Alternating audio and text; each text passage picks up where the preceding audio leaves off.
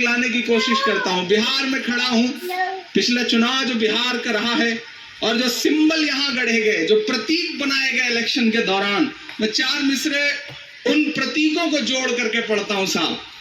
कि दूध ने चाय को हरा डाला, पहुंचिएगा आप उस सिंबल तक। जो लोग पीछे बैठे हैं उन सबसे भी शिरकत चाहता हूं साहब।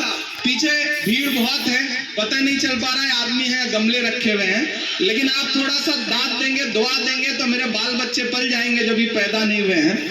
और ऐसे ही रात रात भर बस में मुशारा कमेटी मुशारा करवाएगी तो होंगे भी नहीं, इसकी गारंटी के साथ पढ़ता हूँ।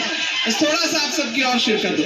अगली सफों में कुछ ऐसे लोग भी बैठे हैं जो बड़े अमीर हैं, कोई काम खुद नहीं करते, नौकरों से करवाते हैं, लेकिन आज उम्मीद करता हूं कि वो दाद खुद ही देंगे, इसके लिए नौकर का इस्तेमाल नहीं करेंगे। मैं पढ़ता हूं साहब कि दूध ने चाय को हरा डाला, सच ने अन्याय को हरा डाला, कर दिया ये बिहार ने साबित। एक सिंबल को मैंने मिस्रों में ढालने की कोशिश की है।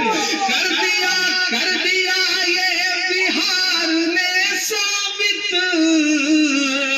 भैंस ने गाय को हरा डाला, भैंस ने गाय को हरा डाला, सच ने अन्याय को हरा डाला। बहुत शुक्रिया।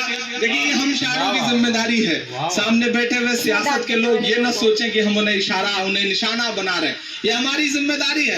आपके बिहार से एक बहुत बड़े राष्ट्र कवि हुआ करते थे, रामधारी सिंह दिनकर जी। देश के पहले प्रधानमंत्री पंडित जवाहरलाल नेहरू जी के साथ वो सदन की सीढ़ियों से उतर रहे थे। एकाएक नेहरू जी का पांव लड़खड़ाया, नेहरू जी गिरने को हुए कि दिनकर जी ने उनका हाथ थाम लिया। तो नेहरू जी ने कहा, दिनकर जी आपका शुक्रिया, आपने मुझे गिरने से बचा लिया। तो दिनकर जी के जवाब को हम तमाम कलमकारों का जवाब समझा जाए।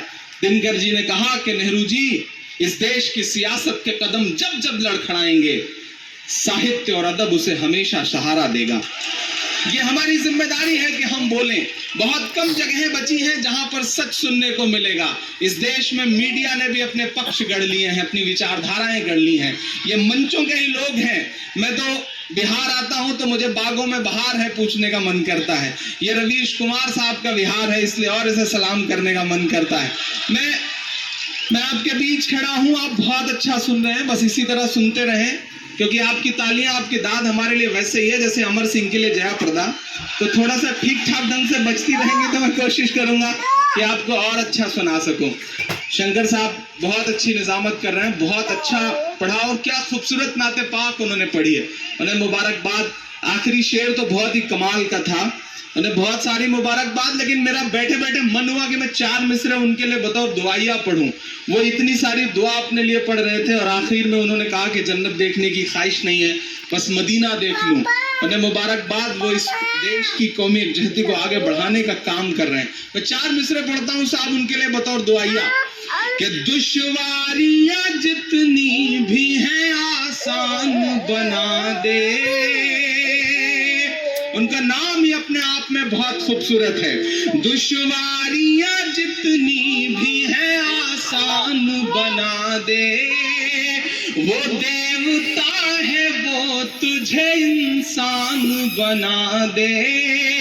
तू देवता है वो तुझे इंसान बना दे। शंकर के लिए दिल से यही है मेरी दुआ, यही है मेरी दुआ।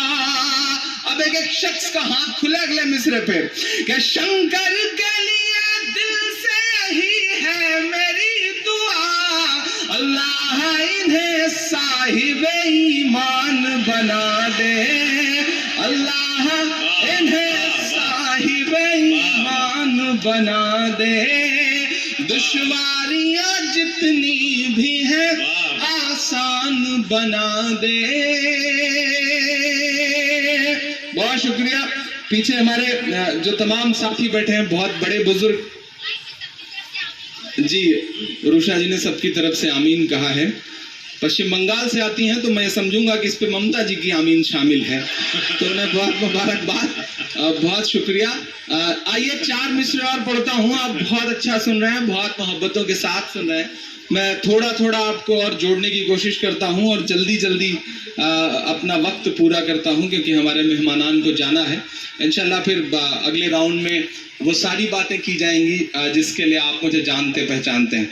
हम जी हाँ, नहीं, मैं इतनी जल्दी जा थोड़ी रहा था। ये तो हमारी आदत है, हम ऐसा बीच में बोलेंगे, उसके बाद आप कुछ उधर से बोलेंगे, ये तो हम शायरों की आदत है, और आदत जल्दी जाती नहीं हो। पिछले दिनों हमारे इलाहाबाद में एक बस कंडक्टर की शादी हुई जो टिकट काटता है, तो सुहाग की सेज पे बैठ के बीबी से बोला कि बहन जी जरा और सर को 2 सवारियां और बैठेंगे।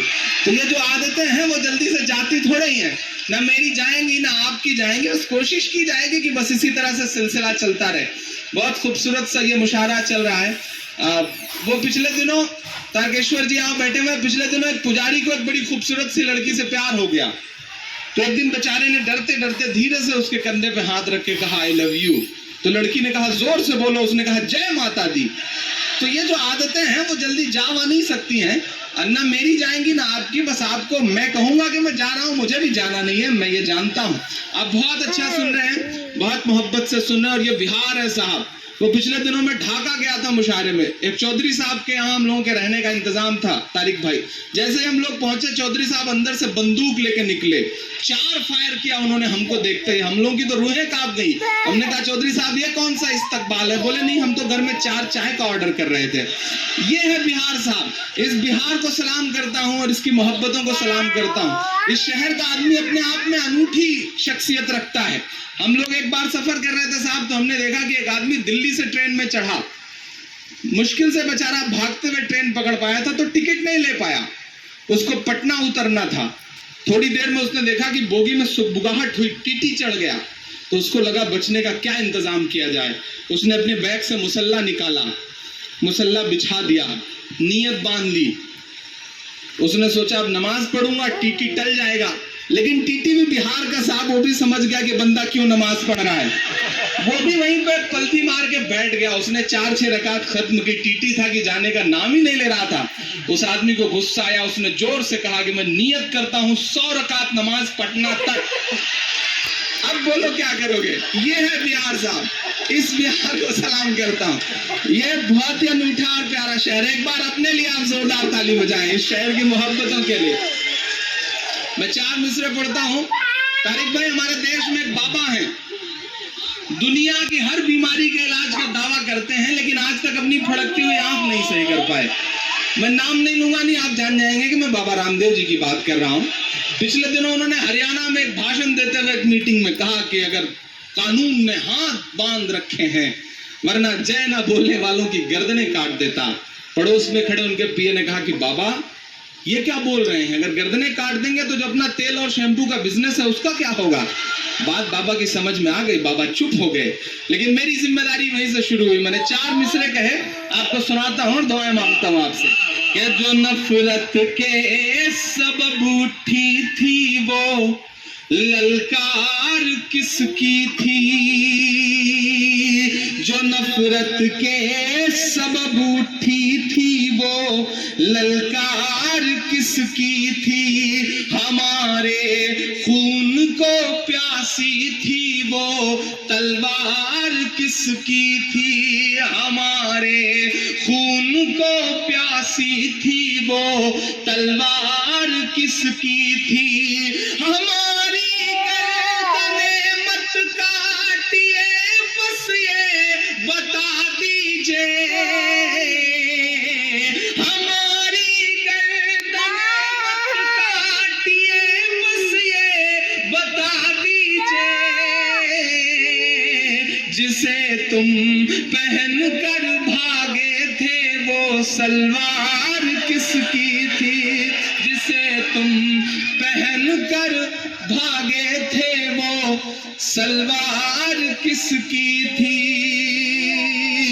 और पुराने हाल से बदतर सभी का हाल कर डाला,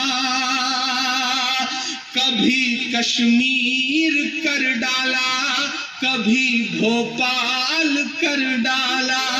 कहाँ वादा था हर खाते में 15 लाख आएंगे, कहाँ सब ले लिया हर शख्स को कंगाल कर डाला। कहाँ सब ले लिया हर शख्स को कंगाल कर डाला।